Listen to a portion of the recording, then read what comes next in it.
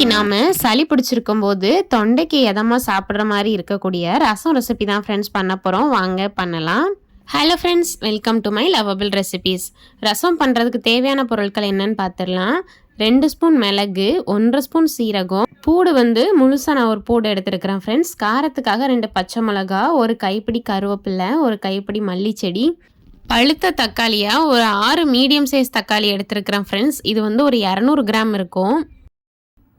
ஒரு mixie jar எடுத்துக்கிடலாம். அதில் நம்ம எடுத்து வச்சுருந்ததில் மிளகு சேர்த்துக்கிடலாம், சீரகம் சேர்த்துக்கிடலாம், பச்சை மிளகா சேர்த்துக்கிடலாம், மல்லி கருவேப்பிலை சேர்த்துக்கிடலாம். பூடை இந்த மாதிரி தனித்தனியாக எடுத்து சேர்த்துக்கிடலாம். தொளி உரிக்கணும் அப்படிங்கிற அவசியம் இல்லை.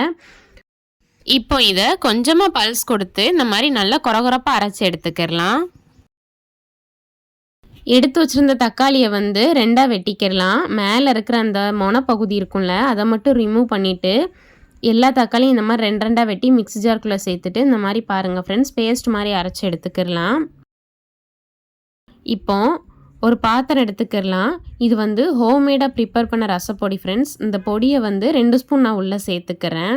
சேர்த்துட்டு ஒரு பெரிய டம்ளர் நிறைய நான் இப்போ தண்ணி சேர்த்துக்கிறேன் ஃப்ரெண்ட்ஸ். இது ஒரு 10 நிமிஷத்துக்கு அப்படியே ஊறட்டும். இந்த ரசப்பொடியோட டீட்டெயில்ஸ் வேணும்னா கமெண்ட் செக்ஷனில் மென்ஷன் பண்ணுங்கள் ஃப்ரெண்ட்ஸ். அந்த வீடியோவை நான் அப்லோட் பண்ணுறேன்.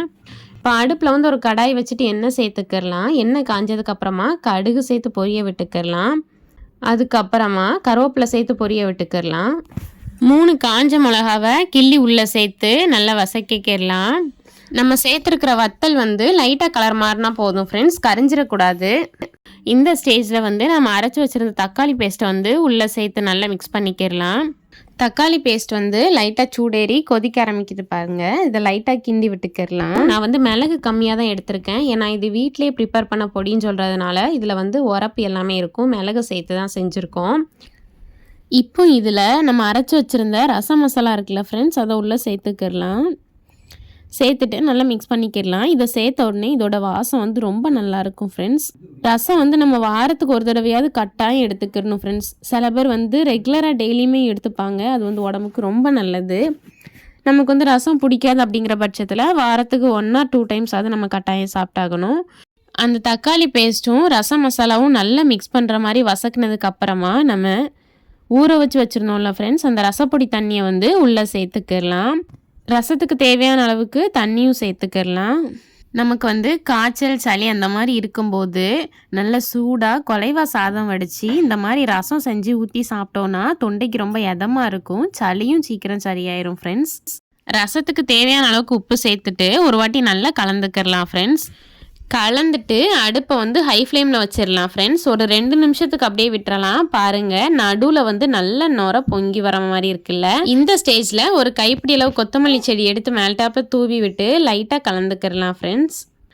பாருங்கள், இன்னும் ஒரு 2 நிமிஷத்தில் இன்னும் நல்லாவே நுர பொங்கி வந்திருக்கு ஃப்ரெண்ட்ஸ்.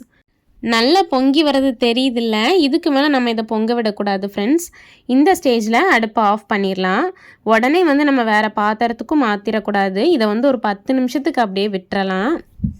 சில பேர் சாப்பிட்டு முடித்தோடனே ரசம் குடிப்பாங்க ஃப்ரெண்ட்ஸ். அப்படி இல்லாட்டி ரசம் சாதம் சாப்பிடுவாங்க. டைஜஷனுக்கும் இது ரொம்ப நல்லது ஃப்ரெண்ட்ஸ். நம்மளோட ரசம் சூப்பராக சுவையாக மணமாக தயாராகிருச்சு.